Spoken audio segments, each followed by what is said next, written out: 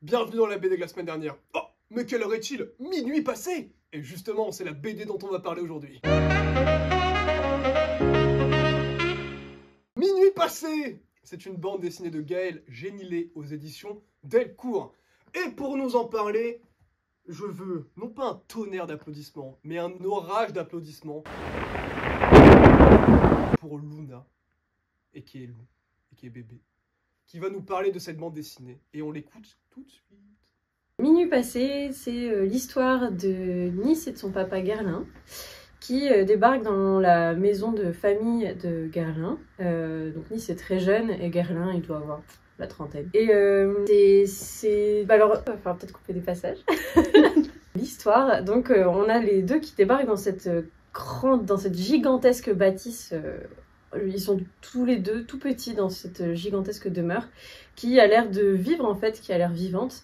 Et des événements un peu étranges s'enchaînent dans la maison. Notamment, ça commence par l'arrivée de 3 corneilles qui sont hyper collantes, très intelligentes, pas du tout méchantes, enfin pas du tout négatives, et juste qui les suivent partout et qui refusent de partir.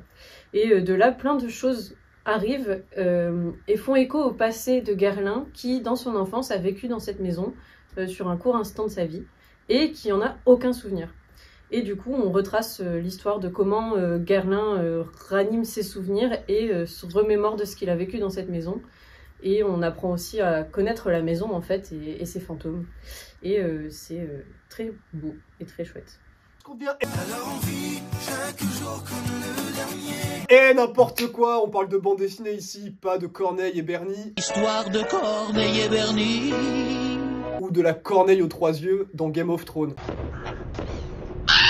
Ou de la corneille à fruits. Plus jamais tu m'interromps! Mais ma chère Lou, toi, de ta grandeur, de ta resplendissandeur, pourquoi as-tu aimé cette bande dessinée? Tout d'abord parce que c'est beau. C'est trop beau, c'est tellement beau. C'est le genre de BD où on s'arrête sur une page et on la contemple pendant plusieurs minutes à scruter tous les détails parce que c'est juste magnifique en fait. J'ai beaucoup aimé l'ambiance de la BD, je l'ai trouvée très réussie et je me suis surprise à, pas à stresser, mais avoir un petit peu des frissons quand même quand on passe d'une page à l'autre, là, des petits... Ah, c'est un peu creepy quand même. J'ai beaucoup aimé les personnages qui sont un peu des...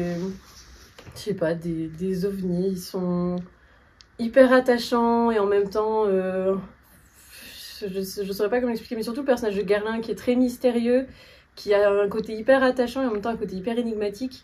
Et surtout, j'ai aimé le fait qu'ils sortent un peu des stéréotypes de ce qu'on retrouve, notamment dans leur... Bon, ça va faire un peu... Lou la féministe en action. Casse un petit peu le côté hyper genré, il s'habille avec des grandes robes, des talons, ses tenues sont absolument magnifiques. Et c'est pas un sujet, j'aime bien les BD qui mettent ça en place, juste le personnage il est pas archi masculin, c'est pas un stéréotype féminin, juste c'est pas un sujet, c'est juste comme ça quoi, et j'aime beaucoup ça. J'ai aimé, au final j'ai aimé que ce soit pas, enfin je veux pas trop spoiler du coup, mais j'ai juste aimé l'histoire en fait, il y a pas de, comment dire, ça se boucle et ça se boucle bien. Et ça se boucle d'une manière poétique, qui est libre d'interprétation aussi, parce que ma meilleure amie l'a lu et elle a pas du tout compris la même chose que moi, donc j'adore ça. J'adore ce genre d'histoire. Voilà. Merci Lou pour ton avis crépusculaire, solaire, qu'importe, on s'en fout, pour cette bande dessinée. Avant de se quitter, une dernière question pour toi, et cette question c'est, si tu étais un horaire, lequel serais-tu? Je serais 22h22. Ça se lit dans les deux sens, c'est marrant. Et pourquoi pas 11h11 du coup? Parce que je suis un oiseau de nuit, moi. Merci 1000 fois d'avoir regardé cet épisode. N'hésitez pas à en parler autour de vous, vous abonner, mettre un petit commentaire, ce que vous voulez. Nous, on se retrouve dans 2 semaines prochaines. Je vous fais des petits kiss-kiss et attention, pistolet du buzz. Piou, piou, piou, piou, piou, piou, piou, piou.